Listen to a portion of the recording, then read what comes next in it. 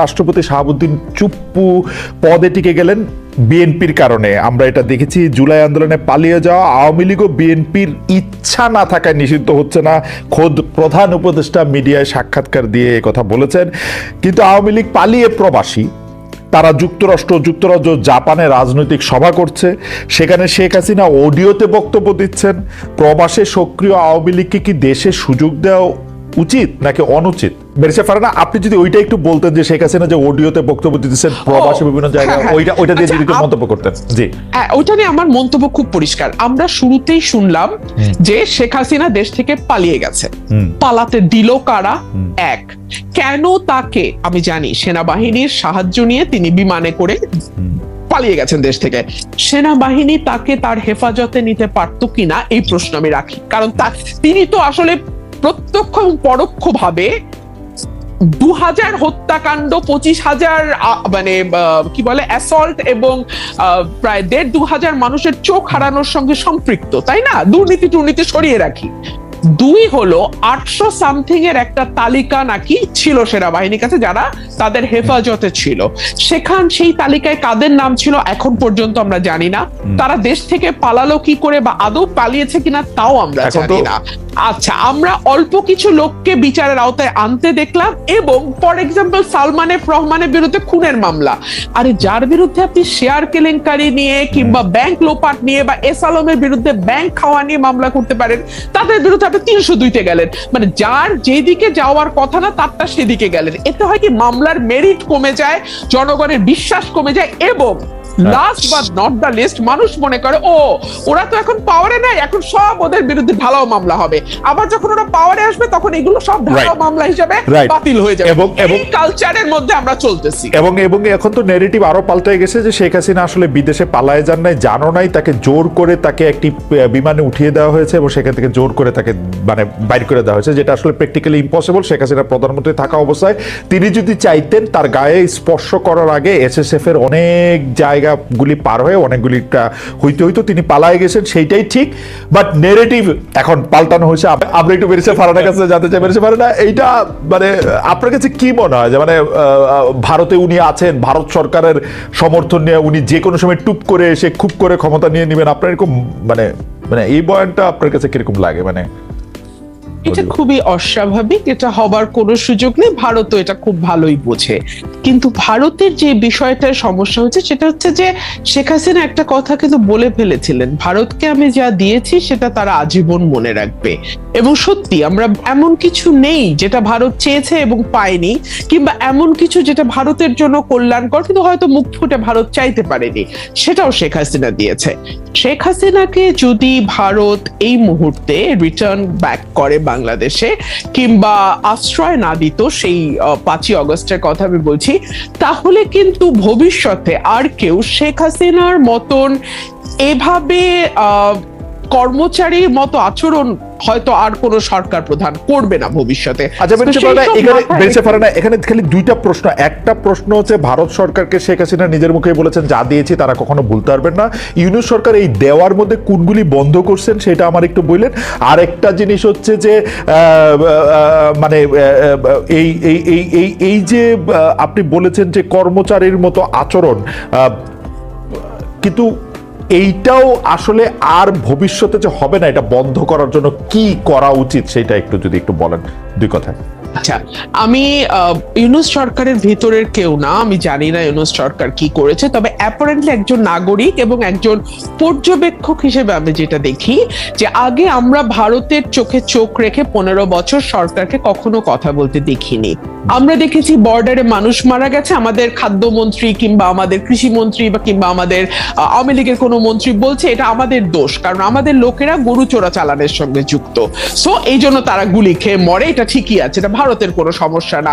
আমরা দেখেছি তিস্তা নদীর পানি ভারত বলছে যে এটা মমতার আপত্তির কারণে দিতে পারছে না, যদিও ভারতের কনস্টিটিউশন ধরে আমি আপনার শোতেই দেখিয়েছিলাম যে কেন্দ্রীয় সরকার চাইলে আরেকটা মানে দেশের সঙ্গে যে কোনো চুক্তি, যে কোনো ট্রিটি তারা করতে পারে, রাজ্যের অনুমোদন লাগে না। কিন্তু আমরা দেখেছি আমাদের সরকার আবার গলা বাড়িয়ে বলছে আসলে সত্যিই তো ভারতে কি করবে, মমতাই তো দিচ্ছে না, পশ্চিমবঙ্গের জন্য ভারত পারছে না। উল্টো আমরা দেখছি ফেনী নদীর পানি তারা দিয়ে এসছে। মানে এগুলো কিছু এক্সাম্পল দিলাম। এই জায়গাগুলোতে আমার মনে হচ্ছে অ্যাটলিস্ট সরকার চোখে চোখ রেখে কথা বলছে। এবং দেখুন, প্রণয় ভার্মাকে ডেকে আনা, তলব করা, সাদা বাংলায় তলব করা, এটা কিন্তু আমরা এত বছর এভাবে তলব করার কালচার দেখি নাই। এটাতে যে খুব মহাভারত উল্টে যাবে কিংবা বিরাট কোনো বিপ্লব হয়ে গেল, নো। কিন্তু আমার তো একটা সত্তা আছে, স্বাধীন সত্তা। সেই সত্তাটা এবং বাংলাদেশের নাগরিক হিসেবে, একটা সার্বভৌম দেশের নাগরিক হিসেবে তো আমার কিছু চাওয়া, কিছু সম্মান আছে, তাই না?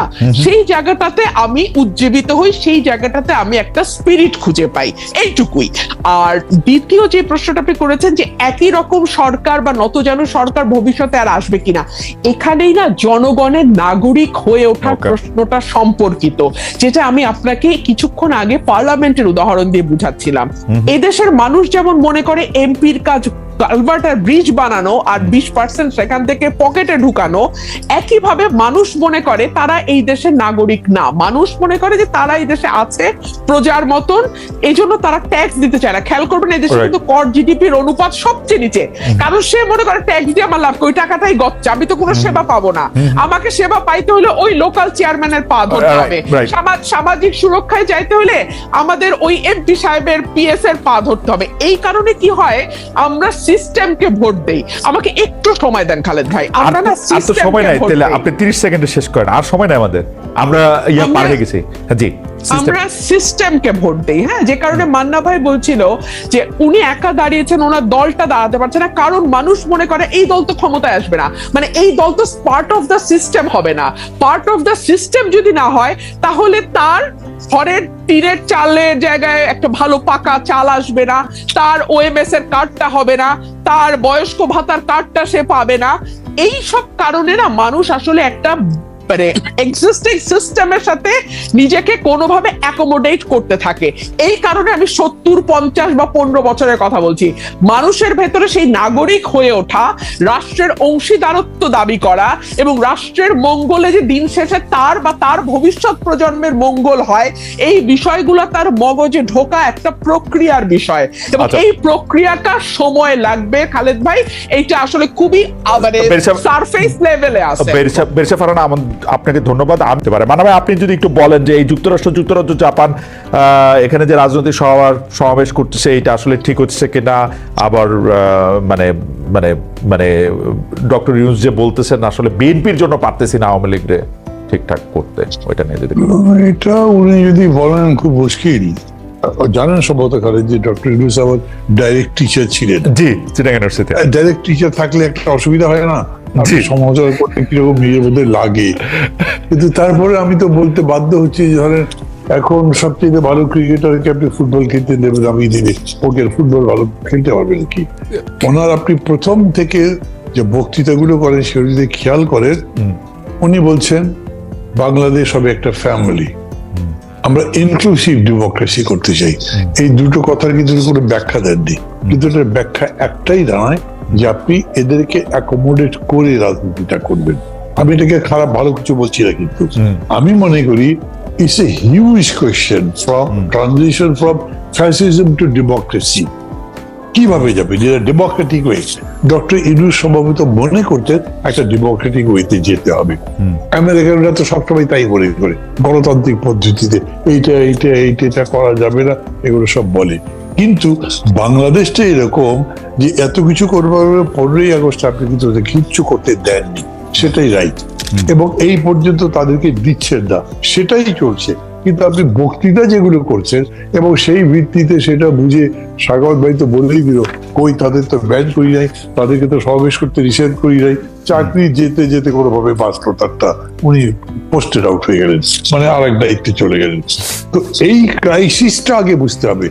আমরা এই গণতন্ত্রের প্রত্যাবর্তনটা করবো যে সেই পদ্ধতি কি, এটা ট্রায়াল এন্ড এরর দিয়ে হতে পারে। আমি মনে করি যতদূর ডেমোক্রেটিক অ্যাটমসফিয়ার রেখে করা যায় সেটা ভালো, আমি এটা প্রেফার করবো, এটা আমার ব্যক্তিগত চয়েস। ডক্টর ইউনূস যদি এটার পক্ষে থাকে আমি তার সাথে আছি, যদি অন্য কিছু বোঝার তাহলে সেটা বলবেন। কিন্তু আমি বলি এইটা করতে গিয়ে আবার উনি মনে করেছেন যে গণতন্ত্রে কি আপনার জরুরি অবস্থা নাই, গণতন্ত্রে কি নিষেধাজ্ঞা নাই, গণতন্ত্রে কি 144 নাই, আছে তো। আপনি এগুলো চর্চা করেই কন্ট্রোল করতে পারতেন। আমরা যখন বলেছি সাইবার সিকিউরিটি অ্যাক্ট সব বাতিল করে দেন, সেটা আমাদের সময় ছিল, কিন্তু এখন সাইবার সিকিউরিটি অ্যাক্ট বাতিল করবার কারণে আপনি শেখ হাসিনার বক্তৃতা বন্ধ করতে পারছেন না, অন্যান্য কাজ করতে পারছেন না। এইখানে ডেফিনেটলি গভর্নমেন্টের স্ট্রং হওয়া দরকার ছিল। কেন? আমাদের দেশ তো অতখানি অভ্যস্ত নয়, অতখানি শিক্ষিত নয়। শেখ হাসিনা আবার বক্তৃতা করছে, তার মানে ওর কিছু হয়নি, তো ঠিকই আছে। কমন পিপল তো এরকম করে ধারণা করে, কিন্তু সাধারণত এরকমই হয়, পড়ে যাওয়ার পরে, পতন হবার পরে, পরাজয়ের পরে তাকে দেখা যায় না জনসমক্ষে। ব্যাপারটা এখন উল্টা হয়ে গেছে, এই জন্য তাদেরকে বলছে স্ট্রেংথ আছে। যদি এরকম হয় যে সুশাসন দিয়ে ডক্টর ইউনূস গণতন্ত্র প্রতিষ্ঠা করতে পারতেন, তাহলে শেখ হাসিনা আর আওয়ামী লীগ দিয়ে ফিরে আসতে পারতেন কিনা সমস্যা। কেন? যে এই 15 বছর যে দুঃশাসন, লুটপাট যা যা করেছে, তার পক্ষে কোনো ন্যারেটিভ তো তারা তৈরি করতে পারতো না। তারা মানুষের কাছে কি নিয়ে আসবে? আমাকে ভোট দাও, আমি জনগণের পক্ষে আছি, তোমরা আমাকে সমর্থন করো। কেন? এই 15 বছরে আমি এই কাজ করেছি, ওরা ভুল বলছে, এটা তারা বলতে পারবে না। কারণ হচ্ছে জলজান্ত এমন অনেকগুলো উদাহরণ আছে, মানে যেমন তার পিওর যে 400 কোটি টাকা কামাই করছে, অথবা ধরো এই যে 2টা মেট্রো স্টেশন ঠিক করতে লেগেছে মাত্র 100 কোটি টাকার নিচে, উনি বলেছে লাগবে 400 কোটি টাকা। তারপরে কত বড় চোর উনি নিজে, এটা তো বোঝা যাচ্ছে, মানুষ কিন্তু বোঝে। এর ফলে আমি মনে করি এটাও একটা ট্রায়াল এন্ড এরর মেথডে যেতে পারে, কিন্তু তার সাথে সাথে একটা সুশাসন আর একটা হচ্ছে দক্ষ শাসন, যেটা নিয়ন্ত্রণও করতে পারে, যেটা এনার্কি কিংবা ভায়োলেন্সকে কন্ট্রোল করবার মতো ক্ষমতা রাখে। নট ওই যে ছাত্রদের পার্টিদের সেরকম করে না, কত তাড়াতাড়ি পুলিশটা অর্গানাইজ করতে পারেন, কত তাড়াতাড়ি সবগুলো এজেন্সিকে অ্যাক্টিভ করতে পারেন, কিন্তু গভর্নমেন্ট তো সেগুলো ফেল করছে। ফলে হয়েছে কি, এখন প্রশ্নটা বড় করে তৈরি হয়েছে, তো ওরা কি আবার ফিরে আসবে?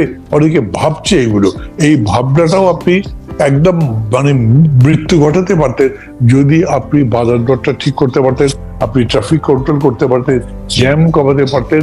এবং আবার বলি, এখন তো আসলে পুলিশের ঘুষ টুস তো চলছে ভেতরে ভেতরে, শুরু হয়ে গেছে, খালি পুলিশের মধ্যে না, সিভিল অ্যাডমিনিস্ট্রেশন এগুলো শুরু হয়েছে। এমনি মানা ভাই, এরকমও তো মানে তো আসলে শোনা কথায় এই সরকারে যারা আছেন যে উপদেষ্টারাও কি ঘুষ খাচ্ছেন এখন? কথা তো শুনি বাজারে কথা শুনি। এখন ধর এই যে আপনাকে যেটুকু আমি বললাম, এটা একটা স্বীকৃতির মতো ব্যাপার হলে বেচারা একটু বিপদে পড়বে, তাদেরকে এটা ফেলতে চাই না, কিন্তু যদি করে থাকে তাহলে এর চাইতে বড় রকম সমালোচনা তো তাদের সামনে পড়তে হবে। কে খাতির করতে যাবে বলেন? তারপরে দৃশ্যমান যদি হয় বিষয়টা তাহলে হবে।